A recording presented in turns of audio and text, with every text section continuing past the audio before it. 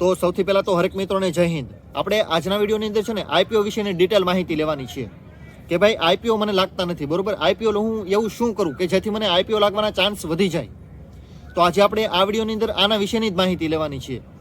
તો સૌથી પહેલા હું તમને એમ કહી દઉં કે ભાઈ ડીમેટ એકાઉન્ટ છે ને તમારું નામનું હોય ને તો તમારા નામ ઉપર જ તે એકવાર અપ્લાય કરો. બાકી તમારા નામ ઉપર બીજા 2-3 ડીમેટ એકાઉન્ટ હોય ને તો એ એકાઉન્ટ ઉપરથી અપ્લાય બિલકુલ નહીં કરતા. અગર તમે જો આ ભૂલ કરતા હશો ને તો ડીમેટ એકાઉન્ટ તમારા એક પણ ડીમેટ એકાઉન્ટમાં આઈપીઓ નહીં લાગે. એક પણ ડીમેટ એકાઉન્ટની અંદર આઈપીઓ નથી લાગવાના, બરોબર. તો મહેરબાની કરીને આ ભૂલથી બચજો, બરોબર. ત્યારબાદ ઘણા બધા ડીમેટ એકાઉન્ટ તમારી પાસે છે અને તમને એમ થાય કે ભાઈ મારી પાસે એક ડીમેટ એકાઉન્ટ છે, એની અંદર હું રિટેલમાં એપ્લાય કરું અને એચએનઆઈમાં પણ અપ્લાય કરું. તો પણ આ ભૂલ પણ નહીં કરતા. એક જ ડીમેટ એકાઉન્ટ ઉપર એક જ આઈપીઓ અપ્લાય કરજો અને કોઈ પણ એક જે તમને ગમતો હોય ને એ તમારી કેપેસિટીમાં આવતો હોય ને એ જ આઈપીઓ અપ્લાય કરજો. બબ્બે આઈપીઓ અપ્લાય નહીં કરતા કે ભાઈ રિટેલમાં પણ કર્યો છે, એચએનઆઈમાં પણ કર્યો છે, અથવા તો બીજા કોઈ એકાઉન્ટ છે એના જ નામ ઉપર તો એમાં પણ અપ્લાય કર્યો છે. એક જ એકાઉન્ટ ઉપર એક જ આઈપીઓ અપ્લાય કરવાનો છે. ત્યારબાદ જ્યારે કોઈ પણ કંપની પોતાનું મેન બોર્ડનો આઈપીઓ લઈને આવે ને ત્યારે બને ત્યાં સુધી છે ને એક જ એકાઉન્ટ ઉપર એક જ આઈપીઓ અપ્લાય કરો અને ઉપર જતા નાનો લોટ અપ્લાય કરો કે ભાઈ 1 થી 2 જ લોટ અપ્લાય કરો. કેમ કે જો કંપનીને વધારે શેર કોઈ પણ એક જ માણસને દેવા હોત ને તો એ એસએમઈ પણ આઈપીઓ લાવી શકત, બરોબર. કે ભાઈ એક ઝાઝા લોટ હું લોકોને આપી દઉં. પરંતુ એ મેન બોર્ડમાં લાવવાનું કારણ જ છે કે ભાઈ કંપનીને સપ્લાય નથી જોતી, એને લિક્વિડિટી જોતી છે, લોકોને સૌથી વધારે શેર દેવા છે, જેથી કરીને કંપનીનું શેર વધારે સર્કિટ અપ સર્કિટ ડાઉન થાય નહીં, બરોબર. તો તમે મેન બોર્ડના આઈપીઓની અંદર જો વધારે લોટ નાખતા હોય ને તો આ વસ્તુથી પણ બચો કે ભાઈ વધારે લોટ નથી નાખવાના, માત્ર 1 થી 2 અને જેટલું શક્ય હોય ને ત્યાં સુધી એક જ લોટ નાખો. માત્ર ને માત્ર એક લોટ નાખો, એનાથી આઈપીઓ લાગવાના ચાન્સ વધી જશે. અને જો તમારે વધારે એના શેર જોતા છે તો અલગ અલગ ડીમેટ એકાઉન્ટ ઉપરથી અલગ અલગ આઈપીઓ ફાઇલ કરો. તમારું ડીમેટ એકાઉન્ટ અલગ એપ્લિકેશનમાં હોય ને તો પણ ન્યા નહીં કરતા. કેમ કે આઈપીઓ વસ્તુ એવી છે ને કે ભાઈ એના ડીમેટ એકાઉન્ટ આરે મતલબ છે, એના પાન કાર્ડ આરે મતલબ છે. તમારે એક જ પાન કાર્ડ ઉપર 3 ડીમેટ એકાઉન્ટ છે ને 3 ડીમેટ એકાઉન્ટમાં તમે આઈપીઓ અપ્લાય કર્યું તો એક પણ આઈપીઓ લાગશે નહીં તમને. એક પણ એકાઉન્ટ ઉપર આઈપીઓ નથી લાગવાનું, બરોબર. તો આ વસ્તુ સૌથી વધારે મહત્વની છે. ઘણા લોકોના મનમાં એવું છે કે ભાઈ મારું એકાઉન્ટ તો હાવ અલગ જ છે, આ એપ્લિકેશન વાળી અલગ છે, આ એપ્લિકેશન વાળા અલગ છે. ભાઈ એપ્લિકેશન ભલે અલગ હોય, પાન કાર્ડ તો એક છે ને. ઉપર પાન કાર્ડ દેખાશે, પાન કાર્ડ નંબર મારશે એટલે ડાયરેક્ટ ખબર પડશે કે ભાઈ આ ભાઈએ કેટલા એકાઉન્ટ કેટલા જગ્યાએથી અપ્લાય કરેલો છે. અને જ્યારે કોઈ પણ માણસ આ ભૂલ કરે છે ને ત્યારે ઉપરથી કંપનીવાળા હોય તો પણ ભલે અને સેબી તરફથી પણ આખી એપ્લિકેશન જ રિજેક્ટ કરે છે. એ પાન કાર્ડનું કાંઈ પણ લાગતું નથી, એકદમ બ્લોક જ કરે છે એ પાન કાર્ડને કે ભાઈ આ આઈપીઓ એને બિલકુલ નહીં લાગે. બીજા આઈપીઓમાં પછી આની આ ભૂલ કરશે તો એમાં પણ નહીં લાગે. તો હંમેશા એક જ એકાઉન્ટ ઉપર એક જ આઈપીઓ ફાઇલ કરો. ત્યારબાદ તમારું પાન કાર્ડ ઉપર તમારે એકને જ ફાઇલ કરવાનું છે. અગર તમારે એ કંપનીના વધારે શેર જોતા છે ને તો તમારા ભાઈના, બેનના, મમ્મી પપ્પાના અથવા તો કોઈ પણ માણસના ભાઈ ભાભી હોય તો એના ડીમેટ એકાઉન્ટ ઉપરથી તમે આઈપીઓ અપ્લાય કરો. એવું ન કરો કે ભાઈ તમે તમારા જ એપ્લિકેશન ઉપરથી અલગ અલગ એપ્લિકેશનોમાંથી તમારા નામ ઉપર ફાઇલ કરો છો. તો તમને એમ લાગે છે કે હું અલગ એપ્લિકેશનો ફાઇલ કરું છું. ઉપર પાન કાર્ડ સર્ચ મારશે એટલે તમારો બધો ડેટા ત્યાં આવી જાય કે ભાઈ આ ભાઈએ 5 વાર અપ્લાય કરેલું છે અલગ અલગ ડીમેટ એકાઉન્ટ માધ્યમથી. એને પાન કાર્ડ ખાલી નાખ્યું એટલે તમારો બધો ડેટા મળી જાય, બરોબર. તો આ ભૂલ નહીં કરતા. એક ત્યારબાદ બીજા નંબરની ભૂલ એ કે ભાઈ લોકો શું કરે કે ભાઈ પોતાના મિત્રના ડીમેટ એકાઉન્ટમાંથી એ આઈપીઓ અપ્લાય કરે, બરોબર. પરંતુ જે યુપીઆઈ આઈડી હોય ને એ પોતાની હોય. તો આની અંદર હોતે પણ એક પ્રકારનું ગિલ્ટ છે, એક પ્રકારનો પ્રોબ્લેમ છે, બરોબર. તો આ પ્રોબ્લેમ પણ સોલ્વ કરવો પડે આપણે કે ભાઈ બને ત્યાં સુધી છે ને મિત્રના એકાઉન્ટમાં નાખી દો પૈસા, પછી એપ્લાય કરો. કાં તો બને ત્યાં સુધી છે ને આપણા ઘરના સદસ્યોમાં રાખો. જો તમને પૈસાનું રિસ્ક લાગતું હોય કે ભાઈ મિત્રના એકાઉન્ટમાં કઈ રીતે નાખવું, પૈસા પાછા આવશે નહીં તો હું શું કરીશ, તો તમે તમારા ઘરના સદસ્યો છે એના એકાઉન્ટ ખોલાવી લો અને એમાં પૈસા તમે રાખો અને એના એકાઉન્ટથી તમે આઈપીઓ અપ્લાય કરો.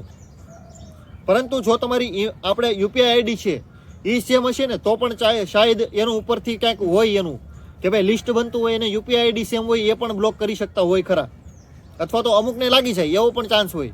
તો પણ આપણે એ પ્રકારનું પણ રિસ્ક ન લેવાય કે ભાઈ એકની એક યુપીઆઈ આઈડી હોય અને એના ઉપરથી આપણે અલગ અલગ આઈપીઓ ફાઇલ કરવી તો એ પણ સેમ થઈ જશે, બરોબર. તો જો આપણે પાન કાર્ડમાં એટલું ધ્યાન રાખીએ ને તો યુપીઆઈ આઈડીમાં પણ એટલું ધ્યાન રાખો તો આઈપીઓ લાગવાની સંભાવના હજી એક નેક્સ્ટ સ્ટેપ આગળ જશે, બરોબર. તો આમાં ચાન્સ તમારે વધારે વધી જશે. ત્યારબાદ આ ભૂલ બિલકુલ ન કરતા કે ભાઈ એક જ એકાઉન્ટની અંદર તમારું એક ડીમેટ એકાઉન્ટ છે, બરોબર. એન્જલ 1 ની અંદર તો એની અંદર તમે રિટેલ પણ અપ્લાય કર્યો છે અને HNI પણ અપ્લાય કર્યો છે. એ તો મેં તમે ઓલરેડી કહી દીધું. આ ભૂલ બિલકુલ નહીં કરતા, બરોબર, કે ભાઈ HNI અને રિટેલ બંનેમાં એપ્લાય કર્યો, બેમાંથી એકમાં તો લાગી જાય ને, પણ એકોમાં નહીં લાગે, રિજેક્ટ થઈ જાય એપ્લિકેશન, બરોબર. તો આ વસ્તુનું પણ સૌથી વધારે ધ્યાન રાખજો. ત્યારબાદ જો કોઈ પણ કંપની શેર હોલ્ડર તરીકે IPO લાવે છે, બરોબર, કે ભાઈ આ કંપનીના મારી આ પેરેન્ટ કંપનીના શેર પડ્યા હોય તો હું તમને IPO વધારે ચાન્સ છે કે હું તમને અમારા શેર હજી આપું, બરોબર. તો એ સંજોગોમાં છે ને એ કંપનીના 2 થી 4 અથવા તો જે કાંઈ લિમિટ આપી હોય ને શેર, કે ભાઈ એટલા શેર હોવા જોઈએ, એટલા શેર લઈ લો અને પછી એપ્લાય કરશો ને તો વધારે ચાન્સ છે કે ભાઈ IPO તમને લાગી જાય.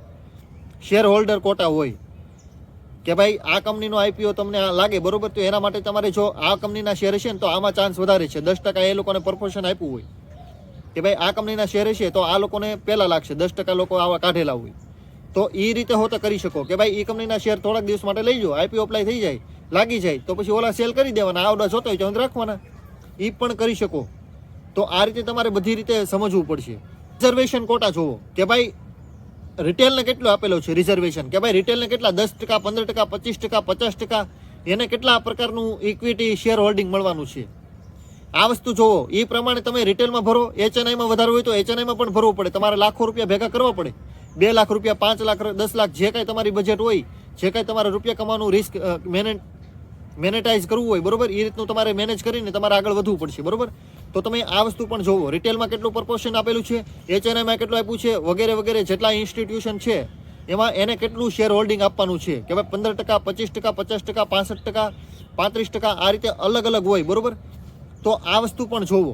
ત્યારબાદ છેલ્લે જો લાસ્ટમાં તમે આ બધું કર્યા બાદ પણ IPO ન લાગે ને તો પણ ડાયરેક્ટ તમે IPO લિસ્ટ થાય ને ત્યારે ડાયરેક્ટ નહીં ખરીદતા કોઈ પણ શેર. કેમ કે કોઈ પણ કંપની હોય વહેલા મોડી ધીમે ધીમે થોડી ઘણી તો નીચે આવશે, ત્યારે ડિસ્કાઉન્ટ ભાવમાં તમને મળે ને ત્યારે શેર લઈ લેવાના. છેલ્લે એટલી બધી મહેનત કર્યા બાદ પણ જો IPO ન લાગે ને તો 2-4 મહિનામાં, 6 મહિનામાં એ કંપનીનો શેર થોડો ઘણો તૂટશે, તો બરોબર. ડબલ લિસ્ટ જો હોય તો 50% તો તૂટવાનો જ છે, 30%, 50% જે કાંઈનું ધારેલું હોય. કેમ કે વહેલા મોડું છે ને શેર માર્કેટ મેનેજ કરે કે ભાઈ બિઝનેસ સાથે એની કંપનીનો શેર લઈ જાય, કે ભાઈ એનું વેલ્યુએશન મેનેજ કરે. આટલી વેલ્યુએશન છે તો એટલા વેલ્યુએશન ઉપર જ તે એ કંપનીનો શેર રહેવા દેશે. તો ત્યાં સુધી આવે ને ત્યાં સુધીની રાહ જોવાની અને પછી ઇન્વેસ્ટમેન્ટ કરી દેવાનું. પરંતુ IPO ન લાગે તો ડાયરેક્ટ લિસ્ટ થાય તરત જ લઈ લેવો એ મૂર્ખતા છે.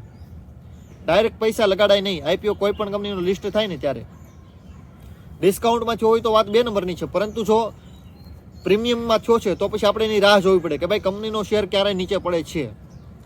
તો એટલી વસ્તુનું ધ્યાન રાખવાનું છે, બરોબર, કે ભાઈ એકના એક ડીમેટ એકાઉન્ટથી અલગ અલગ IPO નથી ભરવાના. ત્યારબાદ UPI ID અલગ રાખવાની છે. ત્યારબાદ આપણા ઘરના સદસ્યોમાં અલગ અલગ ભરવાનું છે IPO, આપણા એકાઉન્ટના અલગ અલગ નથી ભરવાનું. આ એટલી ભૂલું તમે યાદ રાખશો ને તો પણ તમને ઘણો ખરો રિસ્પોન્સ સારો મળશે, બરોબર. તો મહેરબાની કરીને વિડીયોઝને શેર પણ કરજો. જેટલા લોકોને ન ખબર હોય ને એ લોકોને માહિતી મળી જાય, અને જે લોકોને ખબર હોય તો એ લોકો માટે રિવિઝન પણ થઈ જાય. Okay, so thank you so much for watching this videos.